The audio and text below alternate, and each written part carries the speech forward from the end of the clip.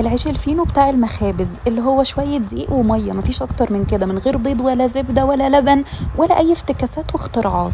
تعالوا اقول لكم هنعمله ازاي هش وطري جدا، مش هتبطلوا تعملوه من حلاوته.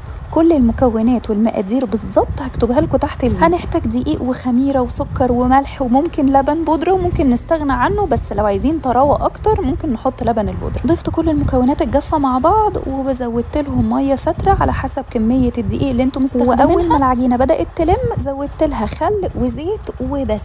لميت العجينه سبتها تخمر ساعه، بعد كده ببدا ان انا اقطعها كور كده زي ما انتم شايفين. واهم حاجه نغطي العجين كده عشان ما ينشفش. وبعدين ببدا اوزن الرغيف بتاعي. انا بعمل الرغيف حوالي 75 جرام، عايزين تزودوا كتروا او كتروا الوزن يعني، او عايزين تقللوا وتعملوا بيتي بان صغير قللوا الوزن. واللي ما عندوش ميزان يعمل الكور متقاربه حجم واحد. بفرده بالنشابه زي ما انتم شايفين وابدا الفه كويس قوي واقفل الجناب، وبعدين اسيبه يخمر تاني نص ساعه. واهم حاجه ابقى مغطيه وشه، وهتلاقوه اتنفخ زي ما انتم شايفين كده. وقبل ما ادخله الفرن هرشه كويس قوي بالميه على الرف الوسطاني، وهيطلع زي ما انتم شايفين كده. انا ما بشغلوش شوايه ولا اي حاجه. اول ما يطلع من الفرن وهو لسه سخن هرشه كويس قوي ببخاخه ميه واغطي وشه بفوطه، اسيبه يهدى، وبعدين هيطلع معايا بالجمال اللي انتم شايفينه ده.